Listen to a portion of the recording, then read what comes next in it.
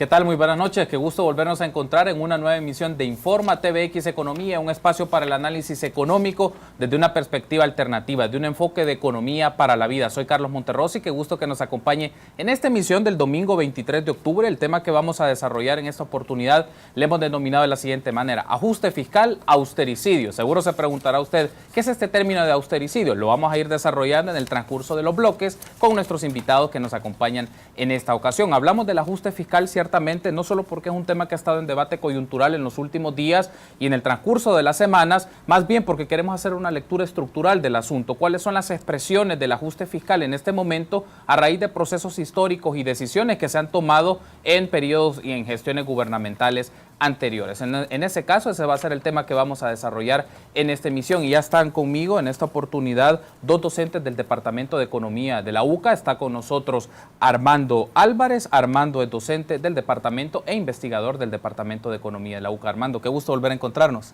Igual, Carlos, buenas noches a todos los que nos escuchan. Gracias, Armando, por estar con nosotros. Y también está Julia Evelyn Martínez, docente y economista del Departamento de Economía de la UCA. Bienvenida, Julia Evelyn, buenas noches. Sí, bueno, buenas noches, un saludo cariñoso para todos y todas.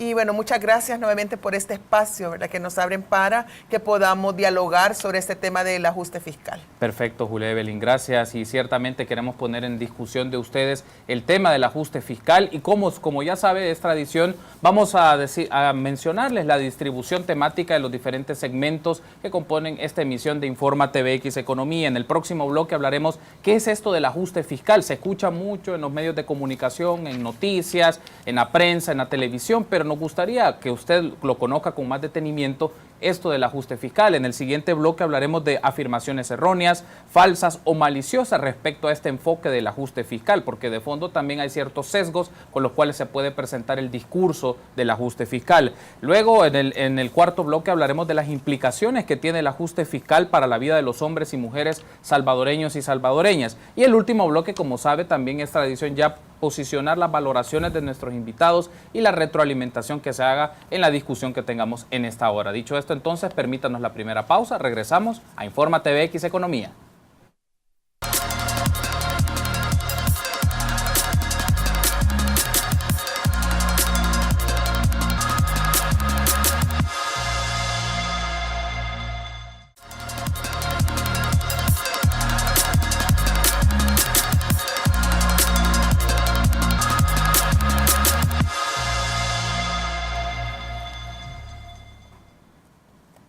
Gracias por su preferencia y continuar junto a nosotros en esta emisión de Informa TVX Economía. El tema que desarrollamos en esta oportunidad es ajuste fiscal, austericidio. Este es el tema que estamos desarrollando y justamente vamos a iniciar la reflexión en este bloque de análisis. Y para hacerlo, Armando, me gustaría que nos comentes qué es esto del ajuste fiscal. ¿Cómo podríamos hacer una conceptualización muy concreta y muy clara para nuestros amigos y amigas de la audiencia de lo que significa el término ajuste fiscal? Bueno, el ajuste fiscal viene de la idea de que el Estado funciona como una familia y que por tanto el Estado tiene gastos, tiene ingresos, pero como una familia lo que no logra cubrir de los gastos con su ingreso, tiene que endeudarse. Entonces, un ajuste fiscal es necesario cuando los ingresos sobrepasan los gastos y se está acumulando deuda de tal manera que hay cierto punto donde el Estado ya no puede cubrirlo. En particular, en el caso de El Salvador, el ajuste fiscal puede ir por el lado de ingresos o por el lado de gastos. Y si observamos, principalmente se habla de las medidas que ha propuesto el Fondo Monetario, se habla de aumentar el IVA al 15%, se habla de reducir gasto salarial en el gobierno, se habla de reducir compra de bienes y servicios, pero también hay algunas cosas que no mucho se mencionan en los medios y que el Fondo Monetario, por ejemplo, ha hablado de un impuesto al patrimonio. Entonces, hay como una gama de opciones que se puede decidir por qué hacer, por qué menú de opciones hacer, y a eso nos referimos con ajuste fiscal. Pero es importante ver por qué se ha generado esta deuda, es decir, cuál ha sido lo que ha contribuido principalmente en la deuda. Nosotros podemos ver en un gráfico... Justamente, Armando, perdón que te interrumpa, vamos a pedirle a nuestros amigos de producción si nos pueden proyectar el gráfico. Ahí está, Armando, perdón que te interrumpiera, solo para que nos puedas explicar en qué consiste este gráfico y qué nos dice esta tendencia y los datos que pueden ver nuestros amigos en este momento. Bueno, aquí tenemos la deuda del año 2001 al 2014 y en azul podemos ver la deuda del sector público no financiero.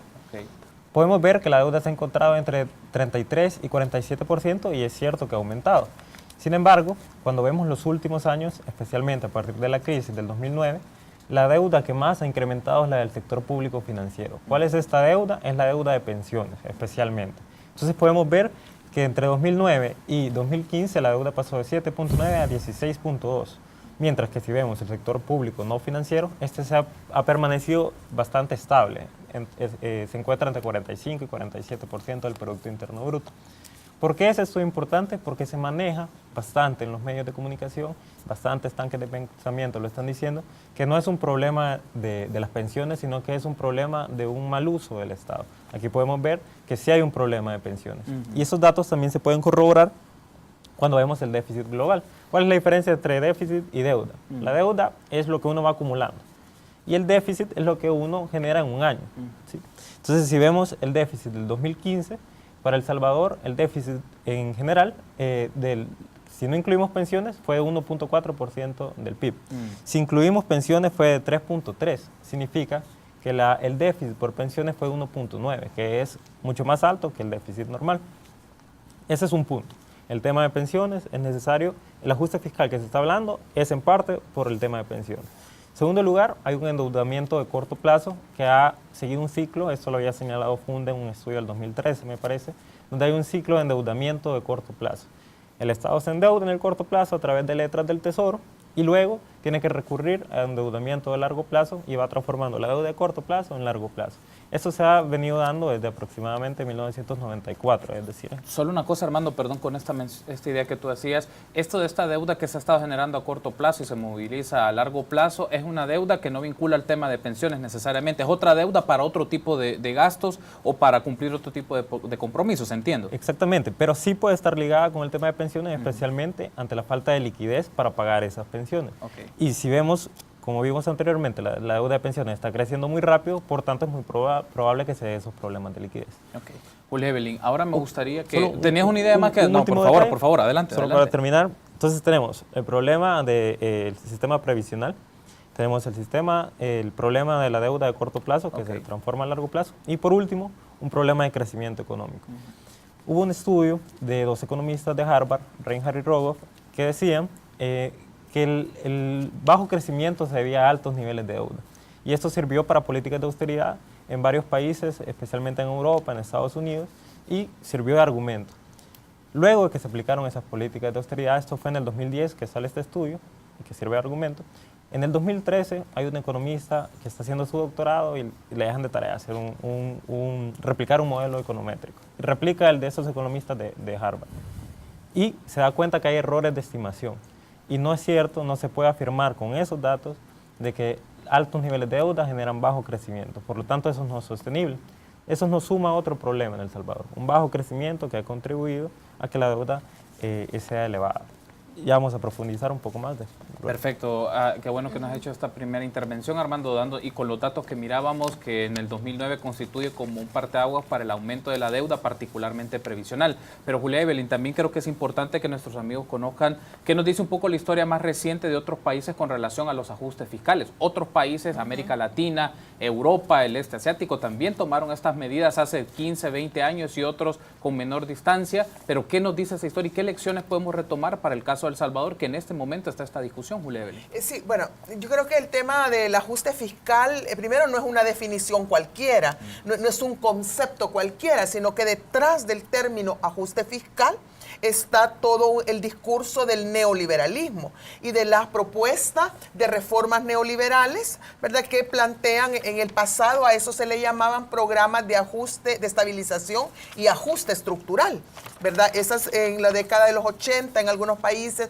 luego en la década de los 90 se impulsaron estos programas de ajuste estructural y que tenían medidas bastante similares a las que ahora se están promoviendo con lo que ahora se llama la responsabilidad fiscal, ¿verdad? Entonces, en otras palabras, el ajuste fiscal no es nada más ni nada menos que continuar profundizando el discurso y las reformas neoliberales con el objetivo de debilitar al Estado, debilitar el poder de la clase trabajadora, especialmente de los sindicatos, ¿verdad? Y dejar que los mercados ahora puedan hacerse cargo incluso de muchas de las actividades que el Estado va a tener que abandonar, ¿verdad? El Estado, al ajustarse, es decir, al reducirse, porque un ajuste fiscal en última instancia es una reducción del papel del Estado, ¿verdad?, del endeudamiento del Estado, del gasto corriente del Estado, de la participación del Estado, para que el mercado, es decir, las empresas capitalistas, se hagan cargo de estas actividades. Entonces, esto no es nuevo, solamente lo que ha cambiado es el nombre, ¿verdad? Antes se llamaba ajuste estructural o estabilización y ajuste, ahora se llama responsabilidad fiscal. Pero esto, lo sorprendente es que en la mayoría de países del mundo están enfrentando problemas de, digamos, sostenibilidad de las finanzas públicas y se están impulsando porque el Fondo Monetario Internacional es el que está promoviendo estas medidas de responsabilidad fiscal o de ajuste fiscal. Y lo curioso de destacar es que son los países en los cuales se han impulsado en el pasado programas de reformas neoliberales, donde se impulsó la privatización de empresas públicas, donde se impulsó la privatización del sistema de pensiones, donde se promovió la disminución de impuestos directos, por ejemplo, a la renta o la eliminación de los impuestos al patrimonio, se aumentó el IVA, es decir, donde se dieron los tratados de libre comercio, donde se dieron todo eso que se llamaba el consenso de Washington, ¿verdad? Y las reformas neoliberales ahora están, digamos, quedando sus resultados. Y los resultados es que tenemos estados debilitados, no solo políticamente en términos de su capacidad de hacer política pública para el desarrollo nacional, sino que son estados que están debilitados, que están agotados fiscalmente. Y ahora que los estados pues ya incluso están cayendo en problemas de impago, que están o de gastos, digamos, gastos crecientes que no pueden ser resueltos por la vía de la tributación o de más endeudamiento, entonces ahora viene la salida que el neoliberalismo coloca, ¿verdad? Y que el Fondo Monetario Internacional coloca, solo que ahora, como estaba tan, digamos, ese tema del ajuste, de los programas de ajuste estructural, pues ya la gente ya no los quiere, los rechaza, entonces ahora le llaman responsabilidad fiscal. Pero es el discurso del neoliberalismo. Y estos problemas de los ajustes fiscales que se están dando en el pasado, los que están dando en el presente, usted los tiene en Brasil. Imagínese, Brasil tiene ajustes fiscales en Brasil, usted tiene ajustes fiscales en España, ajustes fiscales en Grecia, en Portugal, en Irlanda y lo tiene en El Salvador ahora, ¿verdad? Entonces, este no es nada. Quisiera también que en el análisis que haga nuestra teleaudiencia, no se dejen como manipular por los medios de comunicación y por estos enfoques que hacen que como que si el tema fiscal o de la crisis de las finanzas públicas es un tema del Salvador, porque se debe a que los gobiernos han manejado, que están gastando más de lo que ingresan o porque hay un tema de despilfarro. Es cierto que hay despilfarro, es cierto que hay corrupción, pero ese no es el problema. Ya Armando nos mostraba en esa gráfica que la principal responsable de esta crisis financiera, de crisis fiscal que tiene el Estado salvadoreño, es debido al aumento en la deuda, pero sobre todo la deuda de pensiones. Y esa deuda de pensiones el gobierno no la tendría si no se hubiera privatizado el sistema de pensiones en el año que se hizo, en 1998. Perfecto, Julia Evelyn. Tenemos que hacer una pausa, pero regresando en el siguiente bloque, me gustaría, Armando y Julia Evelyn, que hablemos un poco sobre ciertos tipos de afirmaciones erradas o con ciertas tendencias maliciosas que se hacen en la discusión cuando se utiliza el término ajuste fiscal y aclararle a nuestros amigos y amigas de la audiencia a qué se refieren cuando utilizan este tipo de afirmaciones otros sectores, tanques de pensamiento y grupos que posicionan este tema en la discusión de la agenda pública. Permítanos una pausa, regresamos a Informa TVX Economía.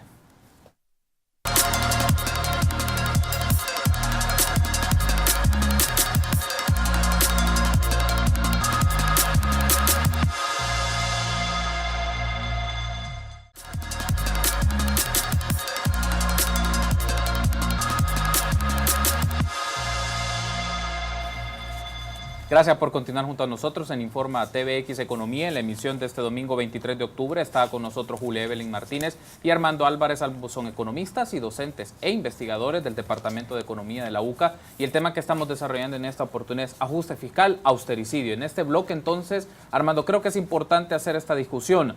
En diferentes espacios mediáticos, en posicionamientos que tienen tanques de pensamiento, grupos, empresas, hablan de que es el momento cuando se habla de ajuste fiscal que hay que hacer ciertos sacrificios, que hay que hacer ciertos tomar ciertas decisiones que pueden afectar a la población, pero en un corto plazo, con la expectativa de que después se tenga un equilibrio en la economía. Y creo que hay que poner en discusión este punto, cómo esta retórica puede afectar realmente a las condiciones de vida y a la economía de una sociedad, en este caso la salvadoreña. Entonces, danos tu apreciación sobre esto, Armando, de los usos retóricos de que hay que hacer sacrificios, hay que ajustarse el cinturón, hay que quitarle ingresos al Estado. ¿Cómo lo valoras?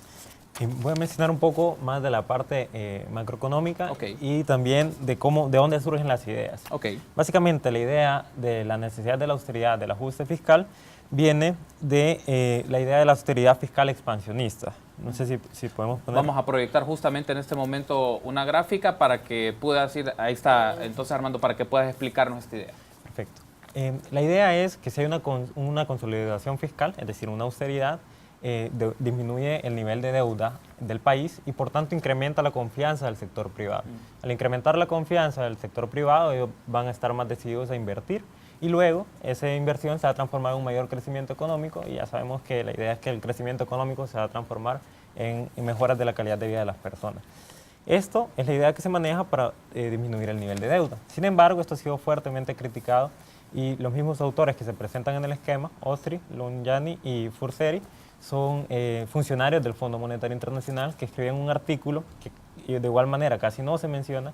El artículo que escriben es Neoliberalismo sobrevendido y ellos critican esta política de austeridad porque dicen que esa idea de la austeridad fiscal expansionista no se mantiene. O sea, los mismos que escribieron ese artículo y hicieron el planteamiento ahora lo han criticado. Exactamente. Y que están en este momento en proceso de negociación con el gobierno, que hay que aclarar, pero bueno. Por eso es que yo siempre digo, perdón que les interrumpa, pero por eso es que esta gente hay que tomarla con cierta reserva, ¿verdad? Con las reservas del caso. ¿Perdón? No, pero está interesante esta mención que tú haces, Armando, porque tiene un sustento ideológico que luego se traslada en cierto discurso y en acciones que quieren o que le piden a los gobiernos que hagan en estas condiciones. Pero bueno, para que sigas desarrollando. Así. Para que sigas desarrollando la idea. Sí, perdón. Exactamente. Justo es lo que llama la atención, que los funcionarios, ellos son como de los principales funcionarios del Fondo Monetario, pero las delegaciones en El Salvador están como diciendo lo contrario. Y de igual manera, digamos, si la austeridad fuera necesaria, hay un mismo estudio también del Fondo Monetario, son investigadores del Fondo Monetario, sus nombres son Estabao y Samake. Ellos hicieron un estudio en donde analizan qué tiene un mayor impacto. Si una disminución de 1% del gasto público en función del PIB o un aumento en 1% de la carga tributaria en relación al Producto Interno Bruto. Si nosotros aumentamos 1% de la carga tributaria en relación al PIB, esto tiene un menor impacto en el crecimiento que una disminución del gasto público en relación al PIB. Por tanto, inclusive si vamos a optar por las medidas de austeridad, es preferible incrementar los impuestos, pero no cualquier tipo de impuestos, sino los que contribuyan a la progresividad del sistema fiscal. ¿Por qué? Porque el mismo Fondo Monetario Internacional, en este estudio Neoliberalismo sobrevendido, señala que la desigualdad genera bajo crecimiento. Incluso si nuestra meta es únicamente el crecimiento, es necesario mejorar la equidad. Entonces, en ese punto, si nos vamos, ¿qué preferimos? ¿Más impuestos o disminución del gasto? Deberíamos de preferir más impuestos e impuestos que vayan a los que tienen más dinero, ¿sí? Y por último, esto también ha sido señalado por Oscar Cabrera. Él ha estado, el presidente del Banco Central de Reserva. Él ha estado hablando del impacto que podría tener un incremento al 15% del IVA. Y precisamente él señala que si se incrementa el IVA de esa manera, el consumo es la principal fuente de crecimiento de El Salvador, si se incrementa el IVA de esa manera, podría tener un impacto mayor a 1% del crecimiento que tenemos ahorita. Entonces los impactos serían muy grandes. Entonces solo con esta idea para cerrar, y le doy paso luego a Julia Evelyn, Armando, es esta noción que se tiene de austeridad expansiva se va construyendo en un argumento que trata de materializarse en acciones de política pública como podrían ser en este caso aumentar impuestos, pero la discusión está aquí. ¿Qué tipo de impuestos y a quiénes trastocaría este tipo de impuestos y en el tema del gasto? Solo para retroalimentar las ideas muy concretas para nuestros amigos y amigas de la audiencia, hermano. Exactamente. Uno, la austeridad expansiva se ha demostrado que no es cierto con los datos. Si vamos a optar por austeridad, si es cierto que el Estado necesita más recursos, es preferible impuestos e impuestos a las personas que más tienen, porque si afectamos la desigualdad, esto va a empeorar el crecimiento. Y tercero, recortes del gasto público tienen un mayor impacto que aumento en el impuesto. Yo que sí quería complementar la explicación que estaba dando Armando respecto a que la necesidad de ver yo no solo con reserva, sino que con bastante sospecha. digamos, las recomendaciones que hacen las misiones del Fondo Monetario Internacional, porque el problema, la historia, la práctica, lo que nos demuestra es que años después, cuando ya están haciendo las evaluaciones de los impactos que generaron las recomendaciones de ajuste fiscal en ciertos países, llegan, simplemente sale, nos equivocamos.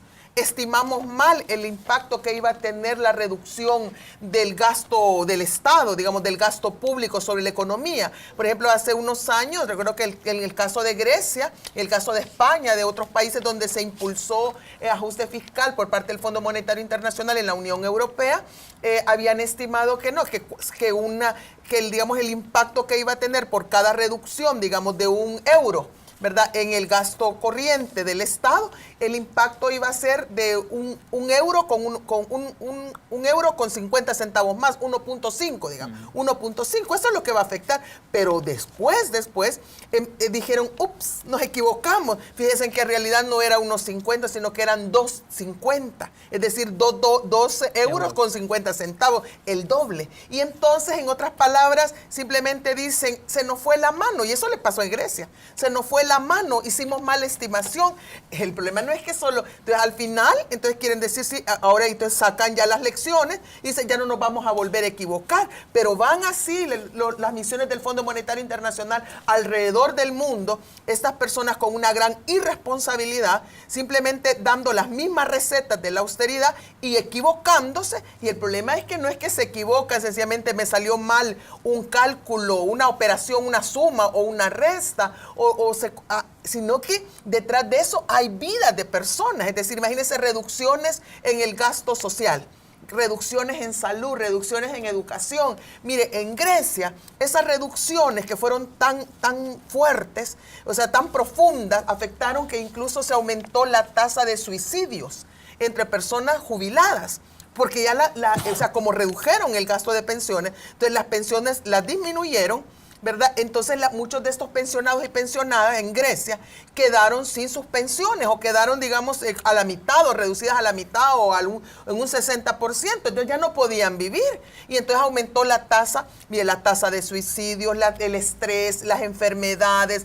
Muchos niños y niñas ya no pudieron terminar la escuela, estudiantes que no pudieron continuar sus estudios universitarios. Usted imagínese clínicas comunitarias que tuvieron que ser cerradas porque no había presupuesto para funcionamiento, ¿verdad? Y entonces, y después dice el Fondo Monetario Internacional que se equivocaron, que no era 1.5, sino que era 2.5, y mire, los costos humanos, no solo los costos sociales, o sea, los costos en términos de desarrollo, de futuro, de todas estas sociedades, queda seriamente comprometida. Entonces yo creo que con esto el Fondo Monetario Internacional a mí me preocupa mucho, nos preocupa más bien como departamento y como colectivo, ¿verdad? Que es cuando nos dice, por ejemplo, el gobierno ve al Fondo Monetario Internacional casi como una tabla de salvación, y entonces nos están planteando, no, pero si es que estamos recibiendo asesoría del Fondo Monetario Internacional, no, es que el Fondo Internacional nos está diciendo qué podemos hacer, es que vamos a hacer una discusión técnica, y entonces, ¿cómo que si de ahí va a venir la salvación? Cuando más bien deberían de estar cuestionando muchos de los discursos, muchas de las ideas e incluso de las teorías económicas que están a la base de todos estos planteamientos y recomendaciones, digamos, del ajuste fiscal, porque no funcionan, sencillamente no funcionan de esa manera, ¿verdad? Y como también se planteaba en la gráfica, es una idea, miren, el ajuste expansivo. O sea, usted ajusta, pero hace que la economía crezca.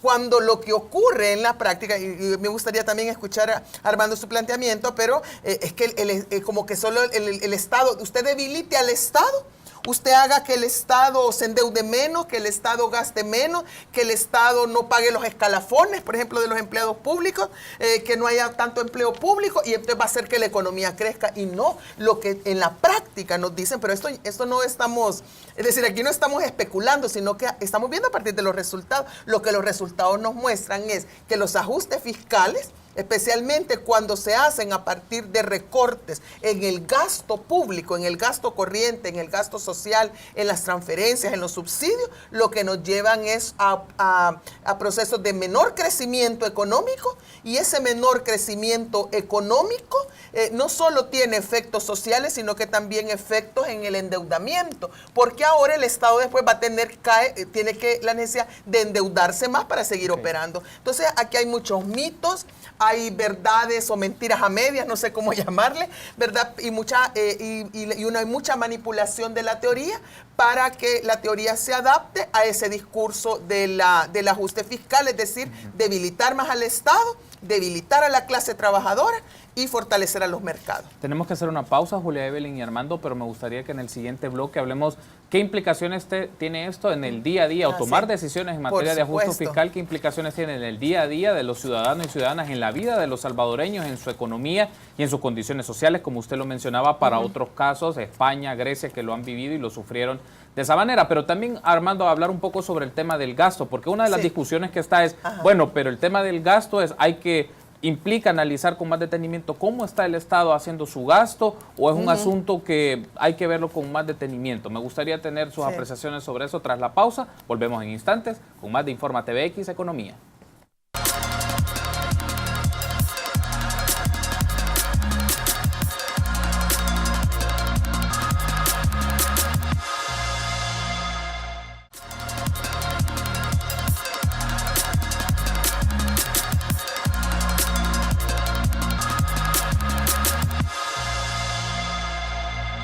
Gracias por continuar junto a nosotros en Informa TVX Economía. En la emisión de este domingo 23 de octubre me acompañan Armando Álvarez y Julia Evelyn Martínez, economistas, docentes e investigadores del Departamento de Economía de la UCA, y el tema que estamos desarrollando es ajuste fiscal, austericidio. Y justamente ese es el término que vamos a discutir en este bloque, Armando. Se utiliza el término austericidio. ¿A qué se refiere esto y cómo podríamos analizarlo, y nuestros amigos lo pueden ver en la práctica, en algo muy concreto? ¿Cómo lo podemos explicar? Entiendo que tenemos una gráfica más, ¿verdad? Sí. Entonces les pido a nuestros amigos de producción, ahí está entonces la gráfica.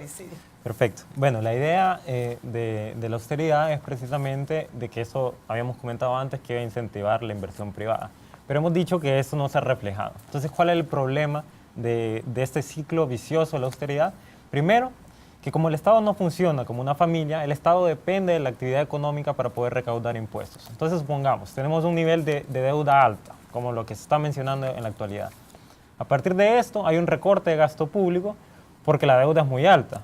Entonces, eso genera un efecto sobre el crecimiento económico, porque cuando el Estado invierte, cuando el Estado gasta, cuando el Estado compra algo, eso genera dinámica económica. Es decir, por ejemplo, siempre doy el ejemplo del vaso de leche. Con el vaso de leche, cuando se compra la leche a la industria... El programa del vaso de leche, sí. Exactamente.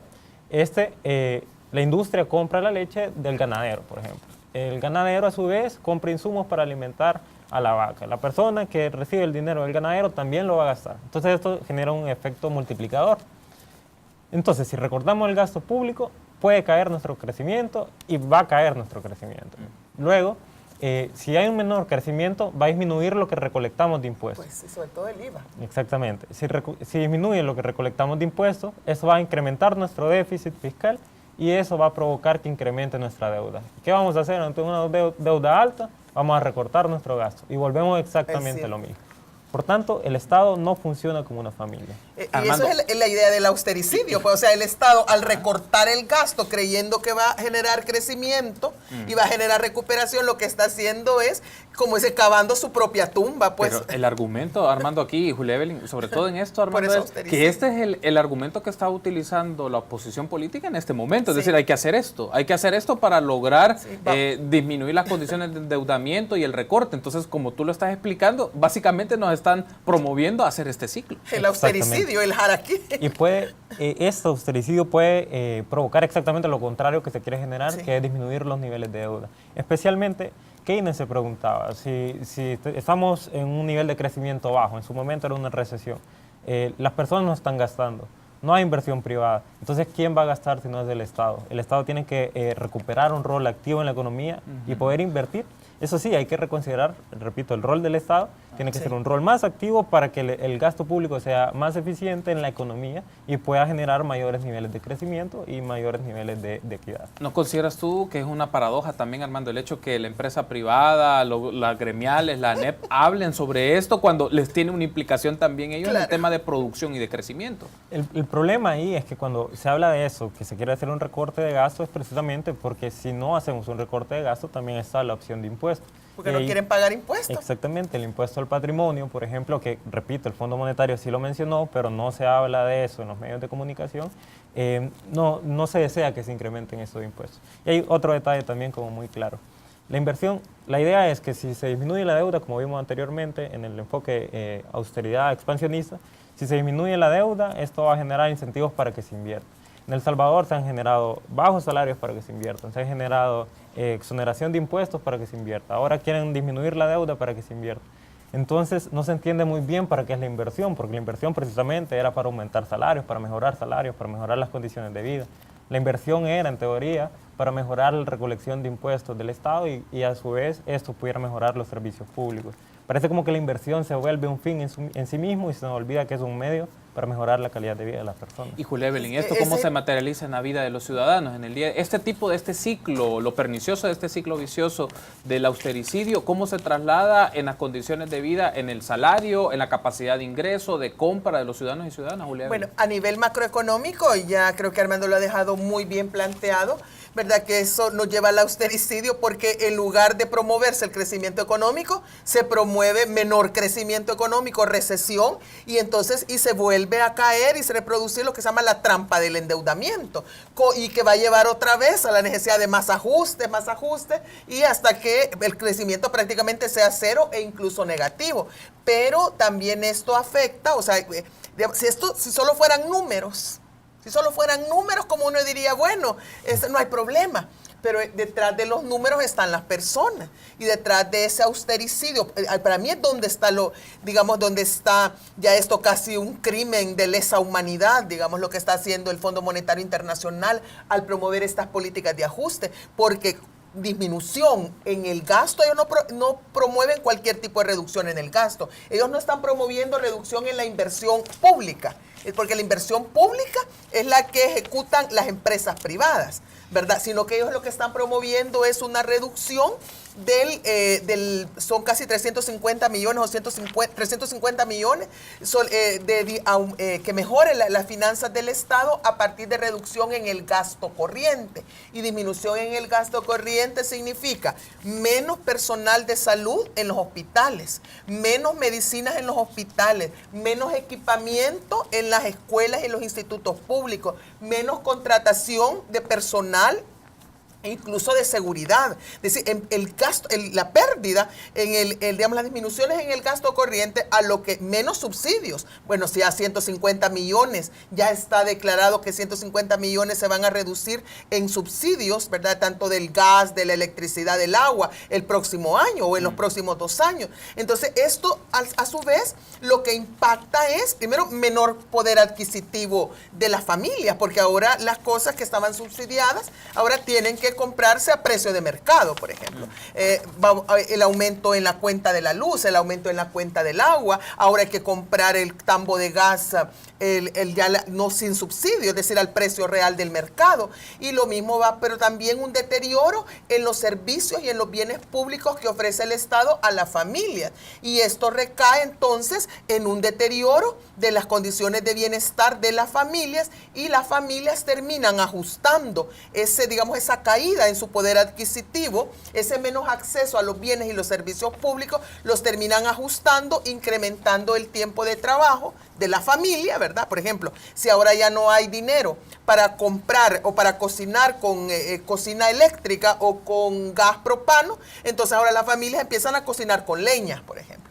Y entonces la leña pero ¿quiénes cocinan? ¿Verdad? Cocinan las mujeres. Y entonces las mujeres cuando cocinan con leña, ahora tienen que, hay el humo que empieza a afectar digamos, las enfermedades de la visión, las enfermedades respiratorias, más esfuerzo, en condiciones más deterioradas de salud incluso. Pero también cuando empiezan a desmejorar los servicios públicos, que es lo que no se dice en ese momento también de las protestas de los sindicatos del sector salud, que ellos no solamente están protestando por el escalafón, ellos también están protestando y ellas están protestando porque los hospitales están desabastecidos, porque no hay insumos para, por ejemplo, practicar las diálisis para los pacientes con enfermedades renales que están creciendo. Entonces, y esto, al final, entonces, la gente con salud más deteriorada necesitan estas personas enfermas más cuidados de su familia. Y en las familias quienes cuidan son principalmente las mujeres. Entonces, mujeres ahora tienen que aumentar su carga de trabajo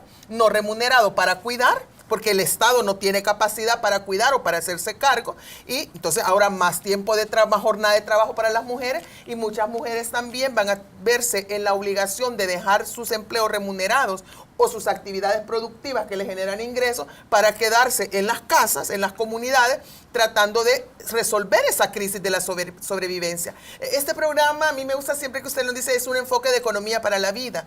Entonces, la economía, estos programas de ajuste, estas propuestas de ajuste, lo que implican es una afectación a la vida, porque la vida de las personas, la vida de las familias y de las comunidades es deteriorada y es impactada negativamente a partir de ese ajuste. Entonces usted lo ve a nivel macroeconómico, no se cumplen los objetivos, ¿verdad?, del ajuste, y a nivel microeconómico, a nivel de la unidad familiar, de la comunidad, de la vida de las personas, no solo es que no se cumple, sino que ahí se afecta la vida. Y yo creo en ese sentido que como sociedad, ¿verdad?, y tendríamos que oponernos de una manera contundente a estas políticas de ajuste, a esto que le llaman responsabilidad fiscal, pero en realidad es eso, el ajuste que nos va a llevar, prácticamente nos estamos tratando de cometer algo así como un suicidio colectivo, ¿verdad? Porque aquí vamos, por querer curar, digamos, o solucionar problemas, vamos a terminar agravando esos problemas. Y la carga, al final, son las familias, y en las familias principalmente son las mujeres las que vamos a soportar eso, y eso no puede seguir así. Tenemos que hacer una pausa, Julia, Evelyn y Armando, y en el último bloque vamos a tener sus valoraciones. ¿Cuáles son las ideas principales luego de esta reflexión que hemos tenido en el transcurso de esta hora para nuestros amigos y amigas de la audiencia y que están pendientes de este programa, y qué aspectos deben de tener en cuenta con esta discusión que está en este momento ante la opinión pública sobre el ajuste fiscal? Permítanos una pausa, regresamos con más en Informa TVX Economía. Ajustísimo.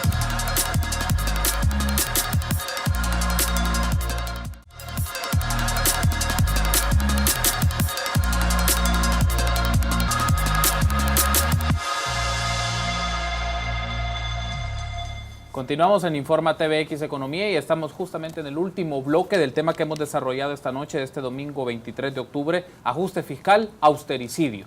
Está con nosotros Armando Álvarez y también está con nosotros Julia Evelyn Martínez, economistas, docentes e investigadores. En este bloque, como lo acabo de mencionar, son las valoraciones finales. Y hay algo que es interesante, Armando, y hacer la mención a nuestros amigos de la audiencia. El Departamento de Economía de la UCA en esta semana publicó un posicionamiento ante la opinión pública sobre el tema del ajuste fiscal y la crisis que se puede estar viviendo en el país en este tema. Pero me gustaría, obviamente retomando parte de ese posicionamiento, que ya se ha tocado algunas ideas en el transcurso de este programa, pero qué valoraciones y elementos es importante remarcar a nuestros amigos de la audiencia en este momento. Bueno, para mí dos temas son como muy importantes. Uno, las pensiones son la principal causa de este elevado nivel de endeudamiento, el actual, y el que está generando presiones y problemas de liquidez. Del sistema como está configurado. Sí, del sistema como está, exactamente. Al respecto, es necesaria una reforma, pero aquí aclaro, no estoy refiriéndome a la reforma del gobierno necesariamente, pero sí es necesaria una reforma, por lo que es importante ir tomando esa decisión. Y hablando del Departamento de Economía, la próxima semana el doctor Francisco Lazo tendrá una ponencia con respecto a este tema de pensiones. Y por otro lado, es necesario un mayor crecimiento para poder controlar este nivel de deuda, y este mayor crecimiento difícilmente va a venir del sector privado, por lo tanto es necesario asignar un rol más activo al Estado. Y me gustaría concluir con unas cifras, son cálculos propios y se pueden revisar en el siguiente informe del departamento que va a salir en noviembre, a final de noviembre, y es lo siguiente. El déficit en el año 2015 fue de 3.3, incluyendo pensiones. Nuestro crecimiento fue de 2.5. Si nosotros tenemos ese mismo comportamiento a lo largo del tiempo, la deuda se va a estabilizar en 132% del Producto Interno Bruto, lo cual es una cifra muy elevada porque va a implicar un mayores gastos en pagar la deuda y los intereses. En cambio, si nosotros logramos reducir el déficit de las pensiones, únicamente nos quedamos con el déficit sin pensiones, que es de 1.4%, y logramos un crecimiento de 4% a través de un Estado más activo, de una economía más dinamizadora. La deuda se estabiliza en 35% del PIB. Es decir, la deuda va a bajar y se va a estabilizar, pero es precisamente mediante reformas en el sistema de pensiones que mejoren la situación en la que se encuentra esta deuda, este déficit, y mediante mejoras en el crecimiento económico a través de un Estado más activo. Es decir, la clave, como lo has mencionado, Armando, y es interesante porque hay que hacerlo en paralelo, o tener esta lectura paralela de qué se está haciendo en este momento en la negociación de los grupos parlamentarios en la Asamblea Legislativa. Es decir, bajo tu apreciación, Armando, parte el tema de podríamos hablar de reformas o modificaciones a nivel fiscal, parte por el tema de la configuración del sistema de pensiones. O sea, por ahí es una de las claves por las cuales se puede ver. Pero la pregunta es, ¿se está negociando esto en ese momento o se están viendo como dos miembros o dos elementos distintos del mismo cuerpo? Es muy importante ver eso porque parece como que la deuda está totalmente aislada y mediáticamente y así lo manejan también. Mediáticamente se ha manejado así. Eso no es así. Y se promueve principalmente por algunos tanques de pensamiento. Neoliberales. Pero no funciona de esta manera. Y otro punto importante es que es necesario reconsiderar el papel del Estado, porque únicamente si logramos bajar el nivel de deuda a través de pensiones, pero no se logra crecer a través de una mayor intervención del Estado, igual la deuda puede elevarse considerablemente. Julia Evelyn, solo quiero incorporar un elemento más porque no quiero dejarlo, es el tema, en la discusión está el tema del gasto, es decir, el gasto, pero no solamente corriente, que usted ya lo había dicho, en temas de insumos para los hospitales, pago de salario de docentes, de enfermeras, de doctores, de funcionarios, trabajadores operativos del Estado. Pero también está una discusión hasta qué punto creo que es válido el tema de, bueno, no sabemos si cómo se están gestionando algunos subsidios, algunos salarios onerosos o algún sistema de contratación que tiene salarios demasiado altos en la administración pública. ¿Cómo entra este punto? No, yo sí creo, por favor, que no se vaya a entender, digamos, que cuando nosotros nos oponemos al austericidio, cuando nos oponemos a estos ajustes fiscales, es porque lo estamos viendo desde la perspectiva de que si se hace simplemente de reducir el gasto, reducir la intervención del Estado, debilitar más al Estado y fortalecer los mercados, esto va a llevar a lo que ya hemos planteado como el austericidio, y eso a la larga tiene impactos directamente sobre la vida de las personas y principalmente sobre las mujeres. Pero eso no significa que digamos que no analicemos o no detectemos que hay desperdicios, que hay derroches, por ejemplo, en viajes, en viáticos, en salarios de funcionarios que tienen salarios superiores al salario del presidente de la República. Por ejemplo, todos los secretarios de la secretaria de Inclusión Social, el secretario de Transparencia, tienen salarios de $6,000 que son mayores que el salario del presidente, que es de $5,000. O directores de hospitales también que tienen $9,000, $8,000.